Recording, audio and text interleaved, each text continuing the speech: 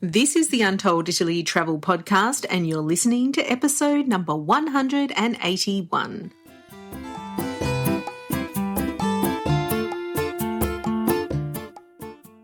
Ciao a tutti and benvenuti to Untold Italy, the travel podcast where you go to the towns and villages, mountains and lakes, hills and coastlines of Bella Italia. Each week, your host, Katie Clark, takes you on a journey in search of magical landscapes, history, culture, wine, gelato, and of course, a whole lot of pasta. If you're dreaming of Italy and planning future adventures there, you've come to the right place.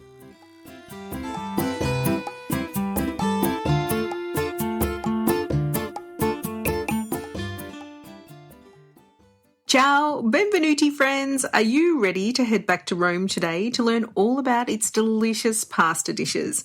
Direct from Rome, my friend Nesim Bekalti from Full Belly Tours is back to give you the lowdown on the Eternal City's iconic pasta dishes, their history, real, somewhat embellished and untold stories of their origins, and how they relate to one another. As we say a lot on this podcast, to understand Italy and the Italians, you need to understand their food, as it is such an indelible part of their culture and, more importantly, it's a critical part of their regional identity and the source of much rivalry and conjecture. So let's dive in and learn about mantecatura, one of my favourite Italian words, and the many wonders of Roman pasta. Bentornato, Nesim. Ciao, and welcome back to the Untold Italy podcast. Thank you, Katie. It's good to be back. Oh, I had so many wonderful messages about our last episode that we did together that I couldn't wait to have you back on the show. How are things going for you these days? Things are going incredibly. Ever since the last episode came out, I have been happily very, very busy with work. Yeah, actually, I can't believe how well things are going. Good for you. I'm so happy to hear it. And of course, we did catch up in Rome it was April, wasn't it? And it was super, super fun.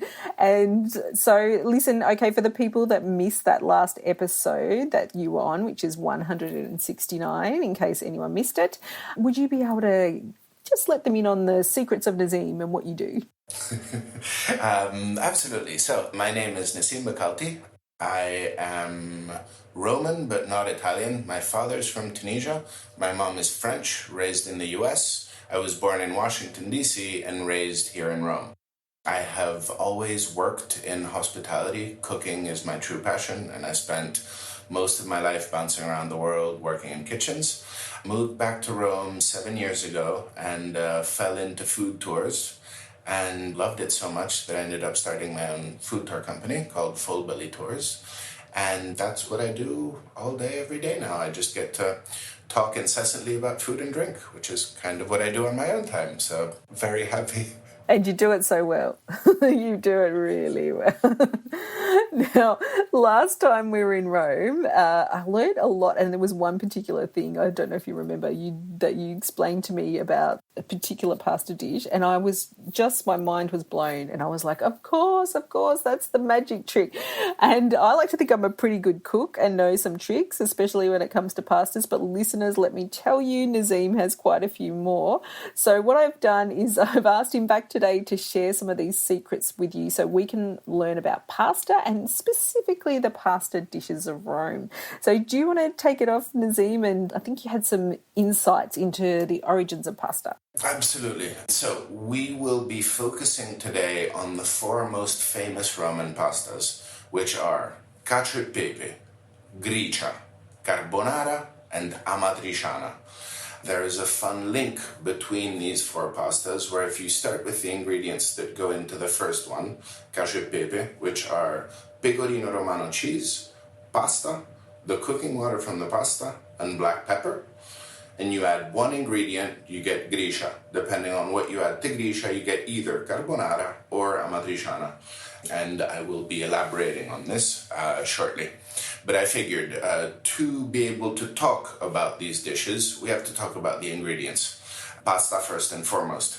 There's a big misconception, or rather, a lot of people credit the invention of Italian pasta with Marco Polo, the famous explorer, coming back from China in the late 1200s, and he brought back the knowledge of how to make noodles, and that's how pasta became. But the first written record of pasta actually dates back to over 3,000 years ago, when Greek and Etruscan cooks made large flat sheets of unleavened dough called laganon that were then boiled, dressed, and stacked. About 1,200 years later, in ancient Roman times, they referred to a similar dish called lagana, which reads as a very lavish version of this layered pasta dish containing stews made from both meat and fish. Lagana is one letter away from lasagna, so is thought to be the ancestor of the modern lasagna, la bolognese, which was layered and then baked again in an oven. The first actual record of noodle-like pasta dates back to 1154, so before Marco Polo came back, in the writings of the Arab geographer Idrisi, who mentions the tria, which was a thread-shaped dough that was prepared in Sicily. And in fact, nowadays, Palermo is famous for a type of pasta called vermicelli di tria. Pasta as we know today, i.e. prepared with semolina and water, is thought to have been invented by the Arabs. In particular by nomadic tribes of the desert who made the first bucatini by drying the dough around very thin strands of straw. And so it's thought that it was the Arabs who introduced pasta to Sicily during their occupation of the island, and it then spread to the rest of the country. And I'm sure that when Marco Polo came back, he did introduce different versions of the long noodles that were popular in China. It was actually in Naples in the 1600s that is credited with popularizing pasta on a massive scale. Following a famine that happened due to a boom in population and an increasing Spanish taxation who controlled the area at the time, the consumption of meat and bread decreased dramatically, being replaced by pasta. And the invention of the now modern machinery that extrudes the pasta through bronze dies made this product easier to mass produce and therefore even cheaper than it already was, making it exponentially more popular. And this is also why the best dried pasta in this country now comes from the region around Naples, Gragnano being the town that's most famous for it. And coincidentally, this is the same time period that tomato sauce was born, because tomatoes were only brought into Italy in the mid-1500s. Because prior to the discovery of the Americas, potatoes, chilies, corn, and tomatoes were not found anywhere outside of the Americas, which is funny because tomatoes are probably the ingredient that is most associated to our diet, not to our, I mean Italian. That's a bit about the history of pasta as we know it. The main four pastas that I said we're going to be talking about are cacioepepe, gricia, carbonara, and amatriciana. But we can't talk about these without first talking about the two most important ingredients, which are pecorino romano and guanciale. So, pecorino romano is a sheep's milk cheese. In fact, pecorino tells you that it's a sheep's milk cheese because pecora in Italian means sheep. And so there are dozens, to not say hundreds, of types of pecorino in this country that range from young melting cheeses all the way to dry, crumbly, aged cheeses like pecorino romano. Pecorino romano has actually been made for over 2,000 years, and even in ancient Roman times was such an important source of nutrition that Roman soldiers were given 27 grams a day, that's about an ounce, in their rations. Oh, I don't know if that was enough. I agree. Sheep's milk is saltier and more acidic than cow's milk, so pecorino romano is considered salty. Italians talk about savory food in terms of sweet and savory. When they say sweet, it has nothing to do with the sugar content of the food. It just means it's the more delicate of the two options. So in this case, pecorino romano, which is made from sheep's milk, which is saltier and more acidic than cow's milk, is considered salty, whereas parmigiano reggiano, Parmesan cheese, is made from cow's milk and is considered sweet. And so depending on what you were cooking, you would use one or the other to highlight either the sweet or savory notes in the dish. Pecorino is the one that we use for our local pastas, and so Roman pastas tend to be very punchy, very in your face. There's nothing subtle about our cuisine here. The other most important ingredient is called guanciale, and it's the cured pork jowl. The jowl is the cheek and part of the neck. This is a perfect example of a throwaway cut of the animal, the head. The people that could afford the more noble cuts of meat didn't particularly care about. And then some genius realized that if you harvest the cheek and treat it with the same love and care that we do pancetta, which comes from the belly, which is our equivalent of bacon, or prosciutto, which is the ham, you get a product that nowadays here in Rome we value even more than these quote-unquote fancier cuts. Guanciale is a lot more intense in flavor than pancetta. It does contain a lot more fat. So one of the keys to making these dishes correctly is to render out guanciale on the lowest possible flame, because you want the fat that it gives off to render very slowly and to not burn, because you want it to retain its flavor and its delicious porkiness. Yes, this is one of the key things. Nesim and I were having this discussion. I think people get really impatient, not looking at myself, but looking at myself. And they're like, come on, what's going on with this rendering? And they maybe turn the heat up and to try and get it going, or they just don't bother to render it properly. And it's like no, this is where things go wrong. Absolutely. So if ever you eat one of these pastas that contain the guanciale, so gricia, carbonara, or amatriciana, and it tastes a little acrid or a little burnt, it's because they rendered out the guanciale very quickly.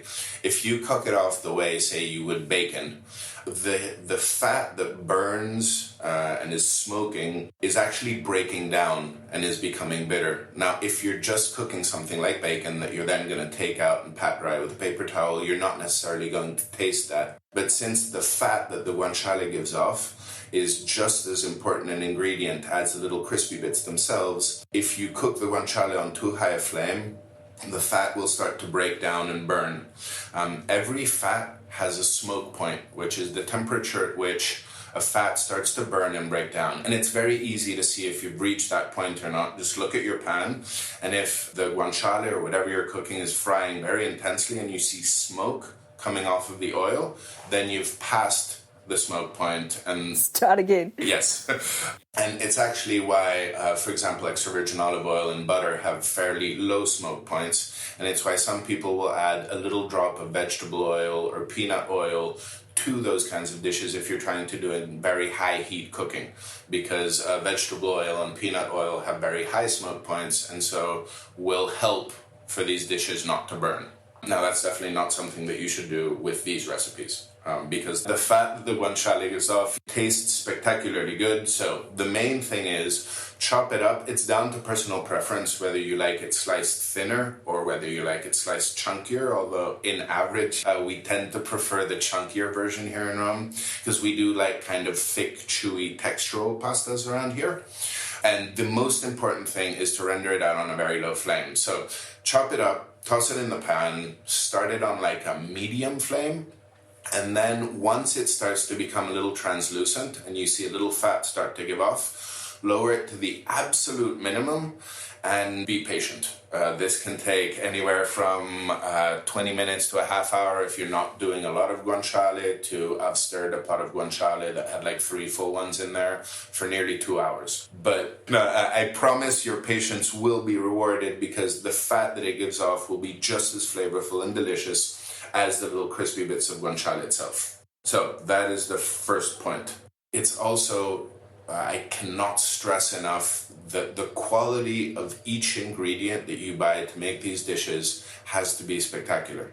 If you make these dishes with some like random non-Italian supermarket brand of pasta and some like cheap, overly salty pecorino romano and pre-ground pepper and bacon, it's not going to taste particularly good.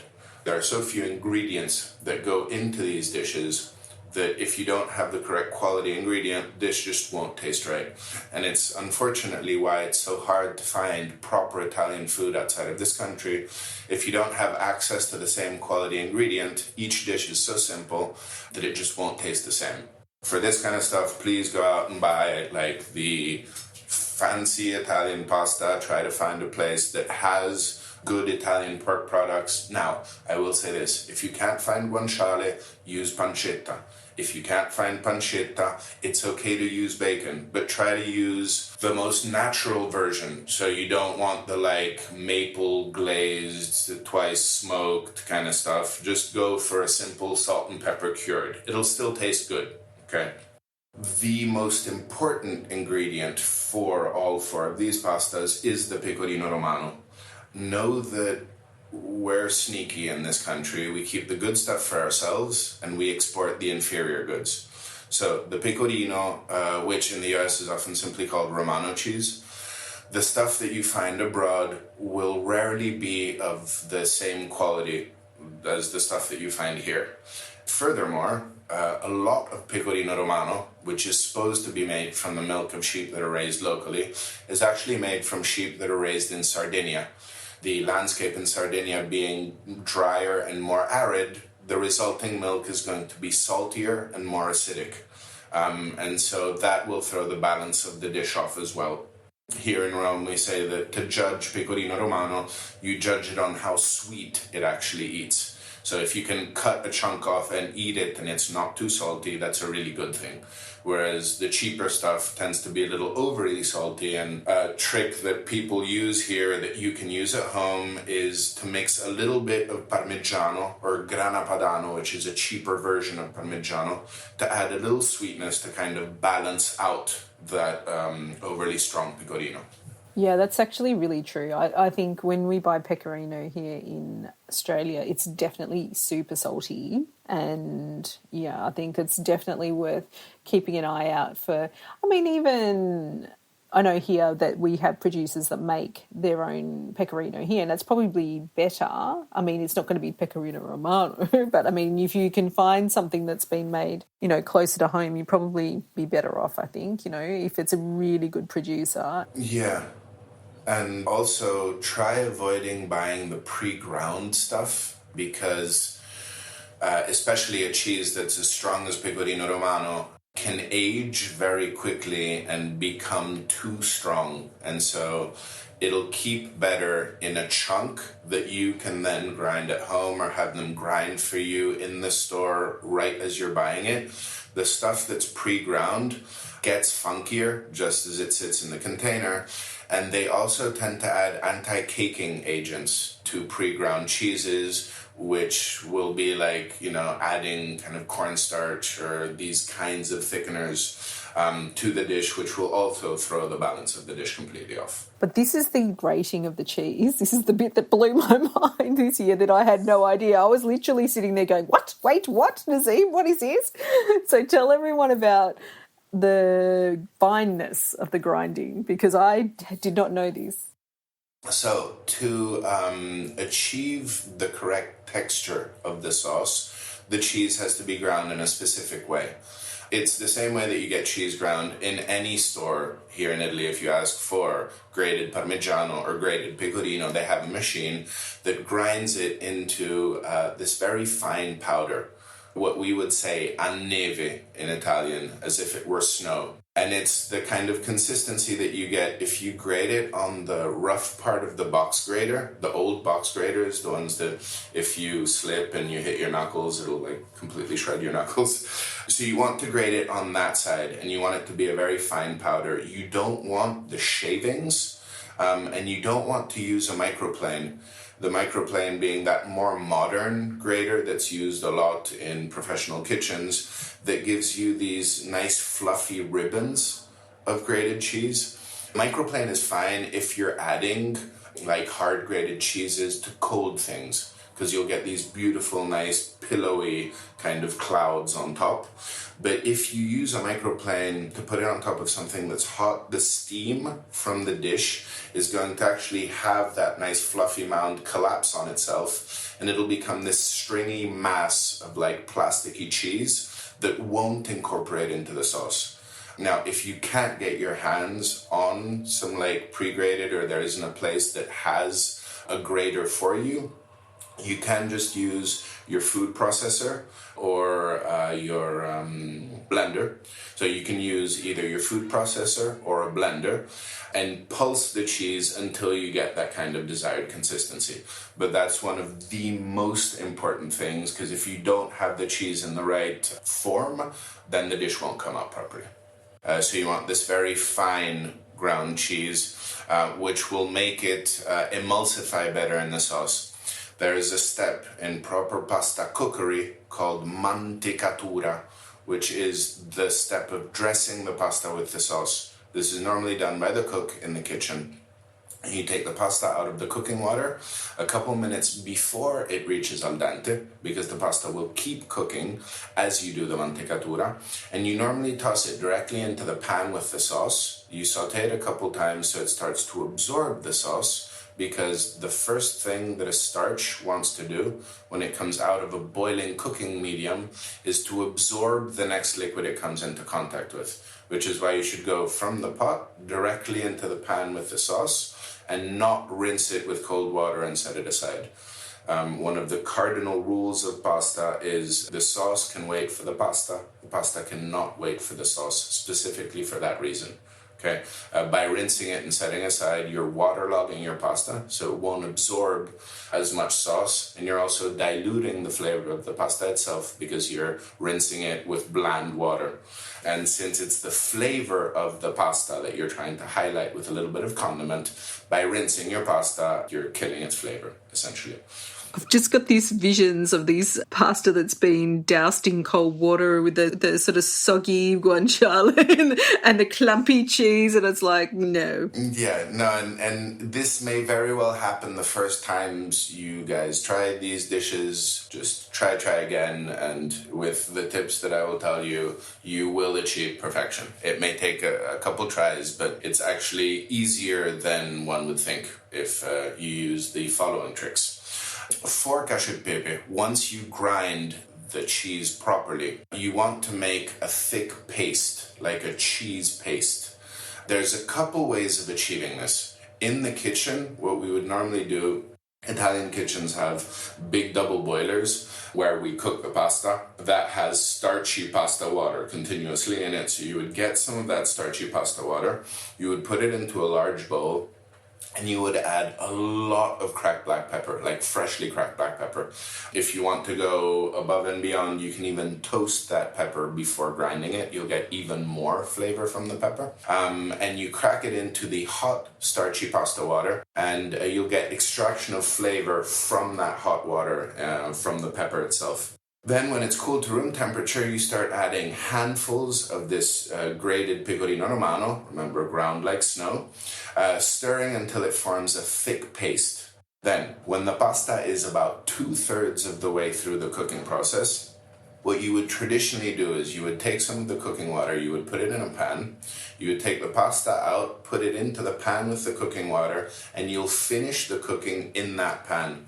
So you'll cook it for a couple more minutes. Say you're doing spaghetti, which takes between 9 and 11 minutes, depending on the thickness. About 6 minutes in, you would put some cooking water into the pan. This is separate from the cooking water that you made the cheese paste out of. You take the pasta out of the cooking water, you put it into the pan, and you start cooking it down in the pasta water. As the pasta water reduces, the starches that the pasta has given off are going to thicken it. And so when you get this like creamy, thicker consistency, you then add the cheese paste, you stir, and it'll turn into this lovely sauce. Traditionally, you wouldn't even have to use a cheese paste.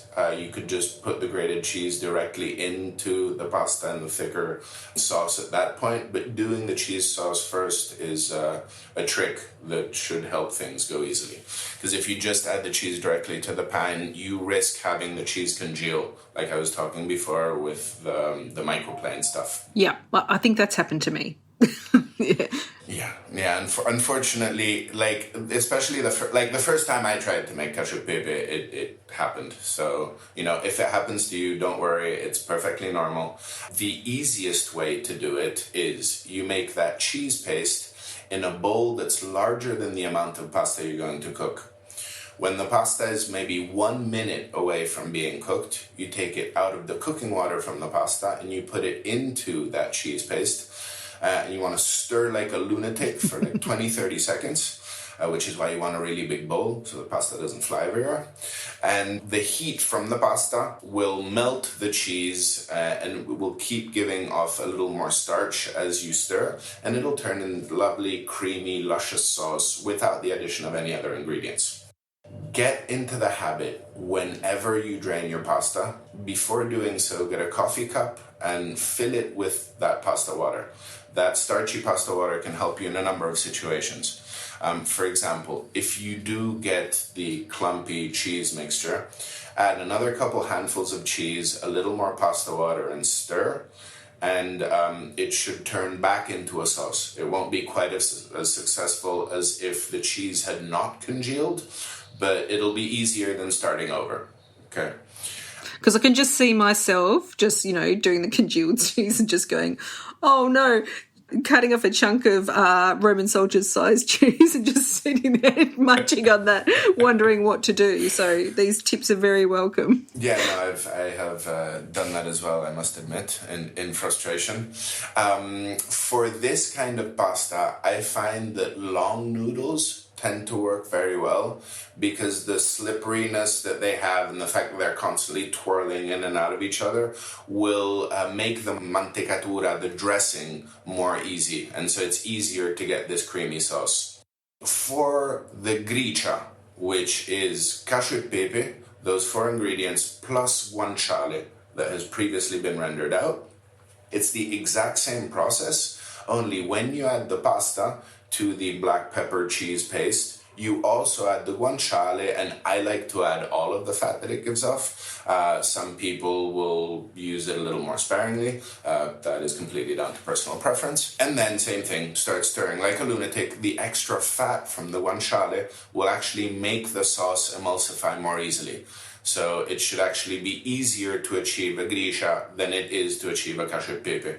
Okay, and in fact, the simpler the dish, often the harder it is to achieve correctly because there's nowhere to hide. In this case, there's no delicious pork fat to make everything okay, even if you do get the clumpy strings of cheese. The gricia is actually the jump-off point for the next 2 recipes. Gricia is often referred to as a tomato-less amatriciana, or an eggless carbonara, and it actually predates both of those recipes. So cacioepepe was one of the first to have been invented. Most locals will tell you that the origin of this dish is normally tied to the transumanza, which is the traditional twice-yearly migration of sheep and cows from the mountains in the plains. This happens in the winter, and from the plains back to the mountains in the summer. During this journey, the shepherds needed preserved foods that were easily transportable. So dried spaghetti, aged pecorino, and black pepper were all perfect candidates. Guanciale, the cured pork jowl, is also a perfect ingredient for this. There are actually suggestions that the copious amounts of black pepper the recipe calls for, because here in Rome, we don't often use black pepper. We normally do salt and a pinch of chili flake for seasoning when we cook. But when we use black pepper, we use a ton of it as an active ingredient. And so there are suggestions that the large amounts of black pepper the recipe calls for was actually to keep the shepherds warm, as piperine, which is the active ingredient in black pepper, is similar to capsaicin, which is the active ingredient in chilies, in that it's an irritant to human beings, and it's why it triggers a mild heat experience when consuming it, but obviously less than the chili pepper. However, some say that the first to create this kind of dish were noblemen who, to differentiate the dish from the common peasant fare of boiled pasta with grated cheese, added foreign spices, which until the 1700s were harder to come by, more expensive, and implied wealth and status. In fact, in the north, there are many pasta dishes, savory pasta dishes, that are finished with cinnamon and sugar, which were the equivalent fancy ingredients that they would add to show that there was some status, okay? And they had money to throw around, basically. The gricia is thought to have been born in a town called Grisciano, which is very close to Amatrice, which is the town that gave birth to the amatriciana.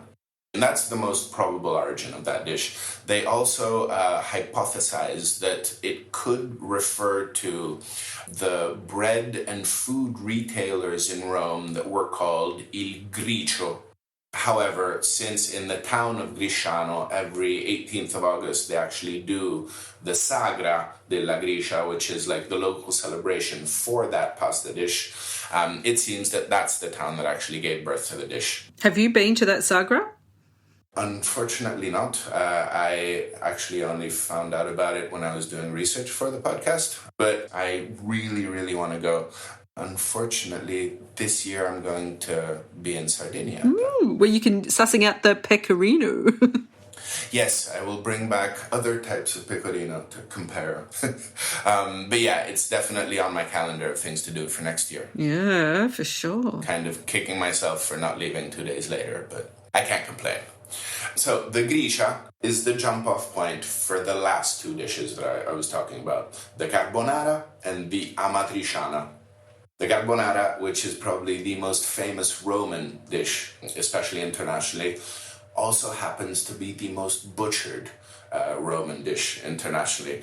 Many places considering it to be a cream sauce with bacon. If you want to anger a Roman, tell them that you put cream in your carbonara. You'll see like the nervous tics start to appear. The veins will start to bulge in their forehead. The addition of cream is actually a trick so that the eggs don't scramble. Okay, but researching the origins of the carbonara, which is actually the most disputed out of all of these, up until the 90s, even many famous established Italian chefs, some of which are considered to be like the forefathers of Italian cuisine as we know it nowadays, would add cream to their carbonara. Yes, I was very surprised in reading this. And the first written recipes for the carbonara, the first one was actually in an American cookbook where they were talking about an Italian trattoria. I think it was in Chicago or Boston. Don't quote me on it, but it's somewhere in the US where there was a restaurant, an Italian restaurant that was making the dish kind of as we know it now with pancetta, eggs, black pepper, and pecorino cheese. The first Italian written recipe that's found was found in like 54, I think, and called for pancetta, Gruyere cheese, and garlic. So carbonara as we know it has a very disputed origin. The most credited story nowadays has to do with the American Army and the rations of bacon and powdered egg yolks that American soldiers were given. Apparently, once they took over the town of Rimini, which is further north than Rome, where the meeting of the British and the American armies, they hired a cook from Bologna to make a meal for them, a celebratory meal. And so he got the very good quality bacon from the Americans and this powdered egg yolk. They had really good quality heavy cream. And so he mixed these dishes, adding some local cheese, and then finished it with black pepper because he said it added like a nice depth of flavor to it. He was then hired to become the official cook for the Joint Allied Forces. They then went to Rome. He was in Rome for a couple years, and that's when the dish was popularized in Rome. That's why it's thought that it's a Roman dish. A lot of locals aren't very happy with this explanation because it means that Rome's most famous pasta dish was made by a Bolognese cook with ingredients from the American Army, which you can imagine most Italians are not particularly happy about. I was recently told by a very good friend of mine whose family has owned dozens of restaurants. He grew up in restaurants. He told me that the carbonara actually originates as a kind of work contract between the farmer that needed his wood to be turned into coal and the carbonaro, which was the person that would turn it into coal. Carbone in Italian means coal. And so this is a very lengthy process. You have to make a big pile of wood, you have to start the fire, then you have to cover it with a tarp normally, and then cover it in dirt. And it has to sit for up to a week, and the slow smoldering turns the wood into coal. The carbonara had to be on premises at all times to not start wildfires and to make sure that the wood didn't actually burn. And so the farmer would give them at the beginning of this process a dozen eggs, a guanciale, a big piece of pecorino romano, some black pepper, and a big bowl to mix it in, as well as a pot to cook it. So the carbonara was like the unofficial work contract, where you were providing the person with the food necessary to last the week in the forest while he made the coal. And he assured me that his grandmother was doing this way before World War II. This is one of the fun things about this country, where it's often hard to pin down an actual explanation for where a lot of food comes from. Often there being a more picturesque explanation, and then sometimes a possibly more factual one. Yes, well, I would like to hear the bolognese react to a Roman version of the bolognese sauce. Well, it's funny, we do, in their eyes, butcher lasagna, because the traditional lasagna is made with layers of ragu, which is the meat sauce, and bechamel, and then they add grated Parmesan cheese. That's how they make it in Bologna. Here in Rome, we omit the bechamel and we just put a ton of mozzarella.